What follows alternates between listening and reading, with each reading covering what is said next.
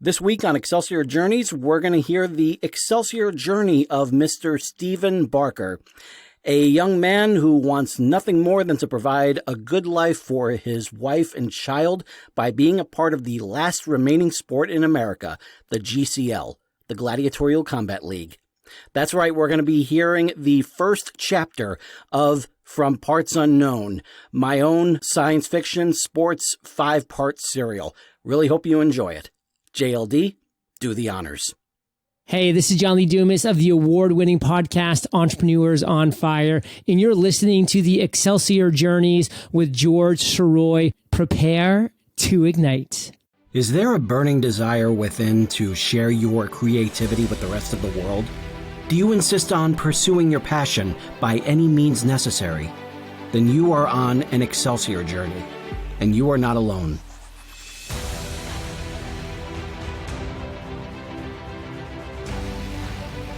Welcome back to Excelsior Journeys. This is George Sirois. Thank you so much for being here. It's been over 90 episodes so far, and we are getting so close to that landmark 100th episode. And believe me, we are not stopping anytime soon. There's so much more on the horizon for this show.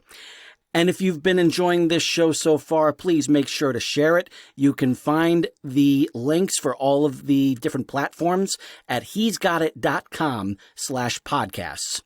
There you'll be able to also send a rate and review over on Apple Podcasts, which are always appreciated and really, really help with getting more attention to this show. And you can also click on the Buy Me a Coffee link if you're looking to support the show in any other means. That is always very much appreciated as well. For this week's episode, I wanted to take some time to introduce to all of you my 5-part science fiction sports serial, From Parts Unknown. Not much has been said about this.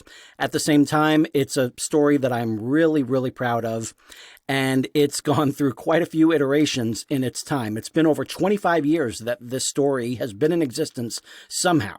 I would say it's almost 25 years that the initial concept has been written out, but the idea has been with me for quite some time before that. It was back in 1995 when I was walking around on Amsterdam Avenue in New York City during my freshman year of college. I had just finished watching an episode of Wrestling Challenge. I had been a wrestling fan for most of my life, really. And this particular episode, for some reason, as I was walking down Amsterdam Avenue, I was thinking, what would it be like if these over-the-top scenarios that are happening in wrestling, all these over-the-top characters, what if all of that was happening in real life? What if that was part of their day-to-day life? And what if the matches that they had were not predetermined? What would it be like if whatever storyline they were working on, it had to be settled in the ring, and it was going to go this way if this person wins, it was going to go this way if this person wins. And more ideas just kept on coming and coming and coming. And it got to a point where I realized that I kind of had something, and I basically introduced this character that would become like an amalgam of both Undertaker and Kane, because he would wear a mask. He's someone who was a regular person who wanted to do right by his family, and he winds up being injected with this formula that basically kind of turns him into this monster of a human being. And he basically tears his way through the ranks of the quote-unquote good guys while being controlled by the main bad guy, the heel. And he finally reaches the pinnacle of where he was trying to go. He wins the championship. He passes it on to the guy who's been controlling him. And just as he's about to deliver the killing blow to the champion, he looks out in the stands. He sees his wife. That triggers a memory. He turns on his creators and basically just has to go back down to the bottom and work his way up on the other side. So it became an idea that would be a video game proposal. That was the idea. So he would start off, just going from one character to another. It was a fighting game, obviously. And once he was done, he beats the champion, and when he makes that turn and all of a sudden he's a good guy now, then he starts back down at the bottom and works his way up all the way to the champion, the guy that he handed the belt off to. And so that was basically what it was going to be. It was just going to be a video game concept. And then in 1998, 1999 or so, that was when I got the idea of like, well, let's see how it looks as a treatment to a story, to a script. And so I wrote the treatment. And it came out pretty good. Then it was, let's see how it is as a script. And I wrote, must have been about like 10 different drafts. And characters were introduced and then pulled back. It was going to go in one direction, then it was going to go another. There was this spiritual entity that was a former Roman gladiator that came into the picture, and he would be like manifested in as a real human in this time, and a lot of different ideas, a lot of different things that were coming and going with it. And in 2000, I actually entered the version of the script that I had at that point to the New York International Independent Film and Video Festival, and it got in. And so I had my own table there with, copies of a script of that particular version, and some different producers would come through and everything, and they would, leave their business cards. They would ask for more information, et cetera, et cetera. And some of them would even, take a copy of the script and kind of look through it. And it was a really interesting time, and it got enough. The festival wound up coming up with their own a whole different category, just so that way they can give me some sort of certificate saying that I had won an award. So they called it Best Futuristic Drama, and by default it was, because I was the only one who was the futuristic drama. Everyone else's, they're all, comedies or dramas or whatever that were all just set in normal time. Then it, just kind of picked at it a little bit more. And then finally in 2001, I decided it's time to do the novelization. That seems to be like the best possible way for it to get some sort of attention. And so for over a year, I had turned that screenplay into what would eventually be like a 230-something page book. And I thought that I was going to send it out to publishers and see about getting some sort of attention there. I showed it to an acquaintance at the time who was also an agent, and he suggested that I self-publish, but not because of the quality of it, but it was a very, very niche market. And I understood that. It was, it was very much like it was wrestling. It was futuristic. It had a comic book style characters. Like it was all, it was all in one spot that really just hadn't been getting very much attention at that time. And so I saw a deal from Iuniverse. Now, granted, this is 2002 that I'm talking about. This is not the time when the Kindle was out. The Kindle would still be like over another 5 years before it would come out. And the whole playing field in self-publishing would be changed. Back at this point, self-publishing was you getting a phone call at 2 a.m. from Excelsior and getting one of their packages of like over $1,000, where they would send you printed copies, overpriced printed copies of your novel with some really sad looking cover art that would basically just kind of stack up in your garage, and that would be pretty much the end of it. So at that point, self-publishing was it was a dark time. It was definitely a dark time for the rebellion. But in September of 2002, I saw an offer from Iuniverse, which was you pay $200 and you'll go ahead and get the setup fees and the formatting and everything like that. They'll get it all set. Plus, they'll upgrade it to hardcover. And so I went ahead and took the initiative because I wanted to see what would happen with this book. And in November of 2002, the book was finished, and I got to sell some copies of it and everything to different friends and family members. And it was a decent launch. Like it was a fun little launch. Nothing much really, came of it. Once the friends and family got their copies, that's when it pretty much died. And I even did another draft of the screenplay back in 2005 with a couple of additional ideas getting thrown out by my friend Charlie Kessler. And I was able to incorporate those ideas, and it seemed like I really had something.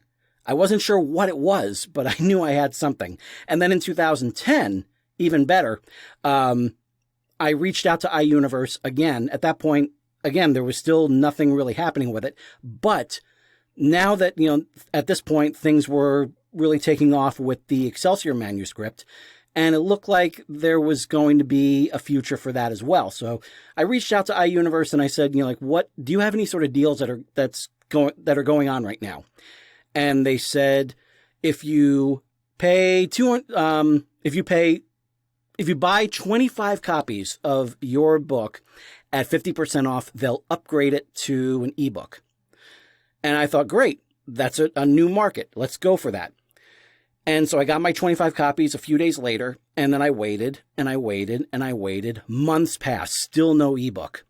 And then in January of 2011, I spoke with one of the members of a group that was functioning for a while called the Indie Book Collective. And they asked me, what else do you have other than Excelsior? Because Excelsior had come out, the ebook had come out, and things were moving with that. And I said, well, I have this other book from Parts Unknown, and I have it through Iuniverse. And I was told, you got to get that book back from them. You get the book back, you get your rights back, and you get to put out the book yourself. You get to put out the ebook at your own price. And I thought that's the best way to do it. And so I reached out to Iuniverse and I said, where are you with this ebook? They hadn't even started yet after all this time. And so I said, you know what? I'm going to take back my rights. I'm going to go ahead and take it out of the catalog. I think I'm done. So they let me go ahead and just walk away from it. It wasn't selling, so it was not something that they felt worth holding on to. And when I got those rights back, I took a look through the 2002 version of this book, and I didn't like it anymore. Turns out that the technology was very much antiquated at this point. You're talking about when I wrote it from March 2001 to July 2002. And technology changed a lot in 2011 when I was reading this again. And so I was thinking back to some elements that I had in the 2005 draft and seeing how can I play those elements a little bit better. And so in Labor Day of 2011, after several months of adding one idea to another to this whole thing, I finally sat down. I finally started writing the new version of From Parts Unknown. And it was quite the odyssey. And it got to a point where I was at the point where I was getting to the stopping point, the end point for the 2002 book, but I was only about 3/5 of the way through the story. So I decided I was going to make it a 5-part serial and play it like the season premieres of G.I. Joe and Transformers that I always loved. Those good, sprawling 5-part stories that would bring in a whole lot of information and really kind of set the table for what was to come for that season. And so I went ahead and did that. And for several years, off and on, I was working on this story. I knew I had something, but I wasn't sure what.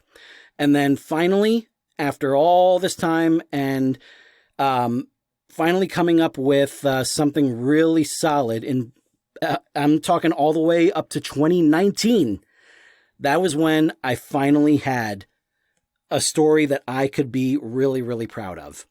And so in lieu of sending it out to another publisher, in which I did, I went ahead and sent it off to Aloris Publishing, the same ones that have taken a chance on me for Excelsior and Ever Upward.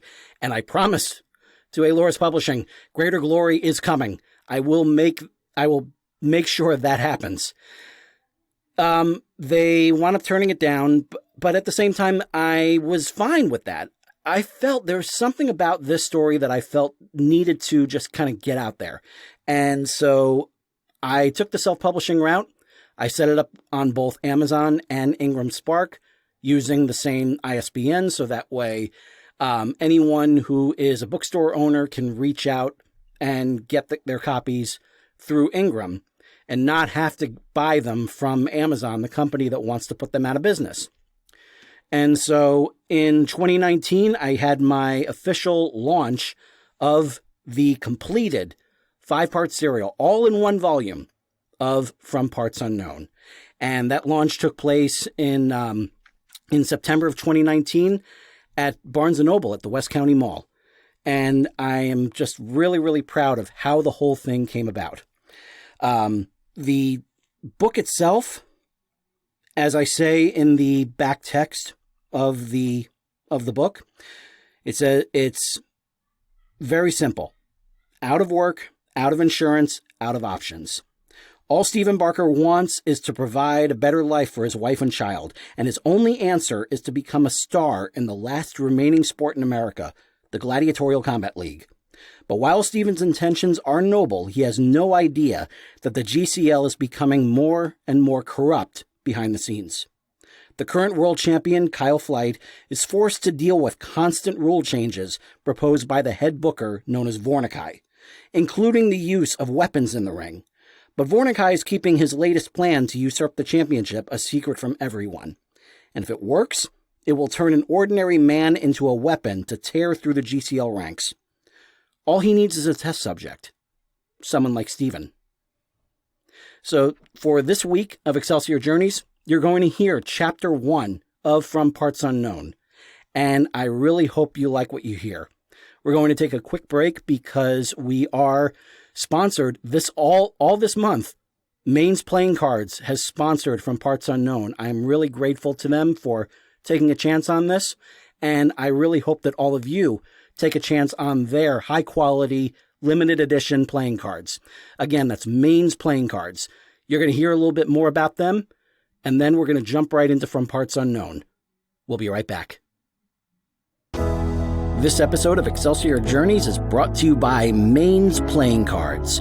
This launch deck is limited to 2,500, so check them out today before they are gone. Maine's Playing Cards is proudly based out of St. Louis and was started in 2020 during some of the world's more challenging days. To the creators, Andrew and Greg, this company became something positive to hold on to. And 1 year later, Maine's Playing Cards is very grateful for all of the support that they've received from so many, and that they can call this creative outlet a job. You can check them out at mainsplayingcards.com.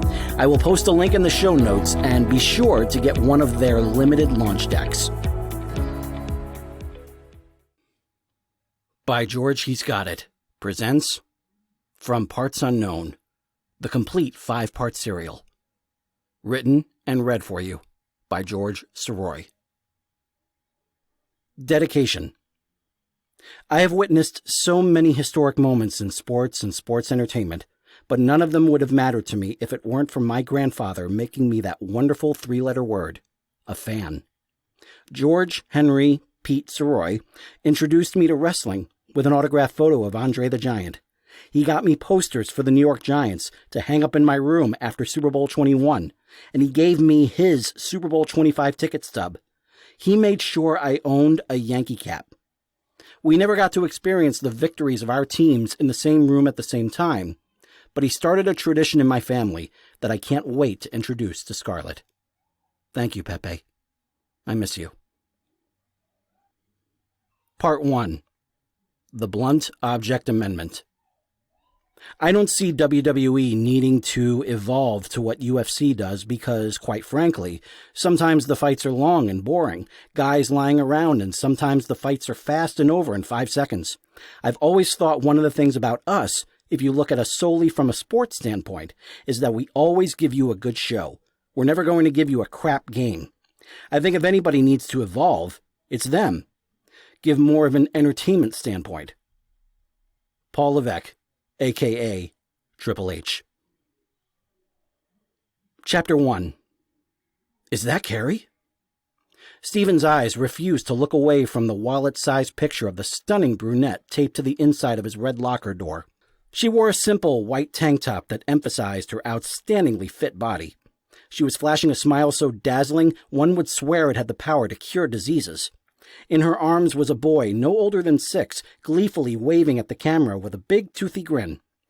That picture was the sole decoration the large, broad-shouldered man allowed in his locker, the one small area of the wrestling gym he claimed for himself. Jimmy Park's question echoed throughout the otherwise empty locker room, and Stephen had yet to acknowledge it. He was too preoccupied with sliding on his blue jeans and gazing at the picture, lost in the depths of his wife's striking blue eyes, which had a certain hypnotic quality to them that shone through even in the tiny photograph. Park slapped his right fingerless gloved hand on his friend's shoulder. "Hey, Barker, you all right, man?" Stephen's nose immediately wrinkled as he snapped out of his trance-like state. "What the hell is that you're wearing?" Park pointed at the bottle in his locker. "GCL, reality." Stephen stifled a laugh as he grabbed his light blue button-down shirt from his locker. "My God, they released their own cologne? What do they put in it, concentrated Kyle Flight sweat?" Park shut his locker door, blocking his treasure from any additional mockery. "I like it, so do the ladies. You should see how they flock to me when I'm wearing it. They like it because it keeps away the mosquitoes." "You're just jealous, that's all." Stephen nodded and rolled his eyes. "Yeah, that's it, jealous." Park looked over Stephen's shoulder and got a closer look at the picture. "Is that Carrie? My God, she didn't even look this good at your wedding. Where the hell did you get this taken?" "Last week. 8 long years with you, and she still looks this good? You know, if she's ever looking for an affair." Before he could finish his sentence, Stephen gave him a quick punch in the gut. Park stepped back. "I'll remember that when we're at the tryouts," Park taunted, while rubbing his stomach. "Good. That was the idea." Park walked back to his locker and grabbed his bag as Stephen opened his wallet. All the requirements were there. State ID, Social Security card, government assistance charge card with a valid date on it. No cash inside. He didn't need weird looks from anyone. "What are you doing with that?" he had heard cash handlers being asked. As Stephen slipped his wallet into his pants, Park asked, "You didn't tell Carrie about this whole thing, did you?" "What do you mean?" Stephen asked, as he slid on his shirt and buttoned it up. "Last time I was over for dinner, she had a shit fit because Tommy was watching a GCL show. Now here you are, trying out for the company. What's she going to say if you get accepted?" "I'll let the contract do all the talking. When she realizes how much money we'll be making, she should come around." "And if she asks you what you've been doing all this time? You've been out of work for what, 3 months now?" "She knows I've been looking. And hey, look at what I'm doing here. If I can get in, we can build up enough credit to live in Manhattan. And there's always a chance to try out for the other rosters. There's more than just the Eastern Division, you know." Stephen winced. "Ugh. And deal with all the registration forms and being put on the wait list to move to another state? No. I gotta do this here." Park slung his bag over his shoulder. "Yeah, well, maybe you should at least do some of the talking. She sees GCL anywhere on that contract and it's confetti. You of all people ought to know that." "I'll see you tomorrow, okay?" "Just don't let her find your tights if you want to keep your balls." Park laughed over his shoulder as he exited the locker room. Stephen was wearing his street clothes when he stepped into the main gym area. He felt a shiver creep along his spine as he looked around the interior. No matter how many times he had seen it, he always felt as though he were seeing the gym for the very first time. Located on 9th Avenue in Midtown Manhattan, and with a spray-painted exterior, any unsuspecting passerby would just continue along without so much as a second thought. The interior of the building, however, was a combination of museum and church. Sure, the black paint on the walls had started to peel over time, and the constant stench of sweat and blood permeated the room, but the wrestling ring in the center was kept in pristine condition. The ropes were taut, the mat always spotless, the apron covering the side straightened, and the block-lettered logo for the Gladiatorial Combat League served as a constant reminder to anyone in the gym of what was the only sport in town. A spotlight focused its brilliant intensity down on the ring to provide the closest possible atmosphere for wrestlers. Around the upper walls of the gym were 14 different framed animated posters of various epic moments from wrestling history, looped to play over and over, in chronological order, eerily akin to a professional wrestling mixed martial arts Stations of the Cross. January 1948. Orville Brown wears the National Wrestling Alliance World Heavyweight Championship as its first ever champion. April 1963. Buddy Rogers becomes the first ever Worldwide Wrestling Federation champion. September 1981. Ric Flair defeats Dusty Rhodes to win his first NWA Heavyweight Championship. January 1984. Hulk Hogan defeats the Iron Sheik to win his first World Wrestling Federation Championship. August 1994. Shane Douglas throws down the NWA Heavyweight Championship and declares himself the Extreme Championship Wrestling World Heavyweight Champion. February 1997, Mark Coleman wins the first ever Ultimate Fighting Championship heavyweight title. March 1998, Stone Cold Steve Austin defeats Shawn Michaels to win his first World Wrestling Federation Championship. December 2001, Chris Jericho becomes the first undisputed champion, combining the title lineages of both the World Wrestling Federation and World Championship Wrestling. May 2007, Kurt Angle holds up the Total Nonstop Action World Heavyweight Championship, becoming the first champion of the title's lineage.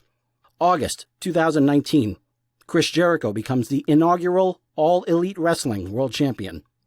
October 2022, Johnny Cabrini stands victorious in the middle of the ring after winning the inaugural Battle Royale for Canada's Stampede Alberta Wrestling promotion, becoming the first champion. June 2041, Edward Flight becomes the Fighters, Gladiators, Warriors North American Champion, absorbing the SAW Championship. February 2052, the punch that changed it all. Togar punches Vern Dappy across the jaw and starts an actual fight during their championship match. August 2053, Kyle Flight holds up the Gladiatorial Combat League World Championship. Steven smiled as he took in the different moments of history and turned toward the ring to see a bearded, stocky gentleman running back and forth against the ropes. After the man bounced across the ropes for a third time, he launched himself and dropped an elbow on an imaginary opponent in the middle of the ring. The man in the ring was about 50 pounds heavier than he'd been when he'd taken that history-making punch from Togar, but Vern Dappy still appeared light on his feet as he leapt up and continued running across the ropes, bouncing off and executing a leg drop in the center. He had the same rough demeanor as he did during his peak years, with his long hair and big bushy beard giving a common man look that appealed to all demographics. Steven lowered his bag to the floor and leaned against the doorway to watch the show. He had caught Vern practicing his moves after his wrestling class before, and it always made him smile. Vern stood up and, oblivious to anyone watching, clenched his fist in front of his face, as though he were grasping an imaginary microphone, and began speaking to an imaginary crowd. "I'm not a bitter man for what you did to me, Sotek. In fact, I'm damn happy that you did it. You see, I don't know what the hell kind of man you think I am, but the last thing in the world I hold is a grudge. But first I'm going to hold your big moronic head as I squeeze the very life out of you. And after that I'm going to reach inside and grab whatever alien thing is possessing you." Steven could no longer resist. "And squeeze the very life out of it, too." Vern whipped around and gasped, startled out of his boots. "Christ, Steven, don't do that." "I remember that speech. The first Coliseum Classic, right? Seems so long ago. I still don't know how Gary Blackman could afford putting up that special." "Think it would get this far?" Vern leaned against the ropes. "It's amazing what one accidental punch can accomplish in this business." He'd made the air quote gesture when he said accidental and gave his jaw a rub. "But it was a lot more of a sport back in the day. I'd say it's more of a sport now than it's ever been. You guys already knew who was winning and everything. And now that there are no run-ins or..." Vern pointed a finger at Steven, his now thundering voice reverberating off the gym's walls. "It was always a sport to me! Back then it required athleticism and instinctive ability to pull off these moves without hurting yourself or your opponent. Now all you need is a reason to hit someone. For what?" Steven picked up his bag and shrugged his shoulders. "For the good of the public? For love of the game?" Vern rolled his eyes. "For the good of the public, right." "Well, yeah. The president said that since all the other sports imploded, a company like GCL was doing a public service, blah, blah, blah. I don't buy that line of happy horse shit for a second, and neither should you. Steven, you're here because it's the only real high-paying job that's left. You're lucky they haven't found a way to automate the wrestlers yet." Vern stepped over the middle and lower ropes and walked down the metal stairs to stand on equal ground with a student. "You think it's ever going to be like that?" Steven asked. "Nobody ever thought wrestling would be like what it is now. Look how that turned out," his teacher responded. "On your way home?" "Soon. The evening news is starting up soon, and I want to see the top story. Then I got to pick up my assistance money." "Ah, yes, of course. You did make sure to notify the Assistance Bureau you were trying out for the GCL, right? They're throwing an extra 20 credits per week." Steven nodded as Vern jogged to his office, grabbed the black hooded sweatshirt and put it on before shutting off the office light. The teacher and student strode side by side to the exit, and Vern swept his fingers along a touchpad adjacent to the door in a downward motion. The lights dimmed until the room was pitch black, with the lone spotlight still hanging over the ring. I hope you've enjoyed Chapter 1 of Part 1 of From Parts Unknown, and if you have, I have a real special treat for you. All you have to do is go to the store at he'sgotit.com, select From Parts Unknown in the store to purchase a direct copy from me to be sent over to you, and use the coupon code GCL, and that will get you 20% off of From Parts Unknown. I hope you have a wonderful week, and for From Parts Unknown, and for my sponsor for this month, Maine's Playing Cards, this is George Sirois saying to all of you, ever upward. And I will see you next week.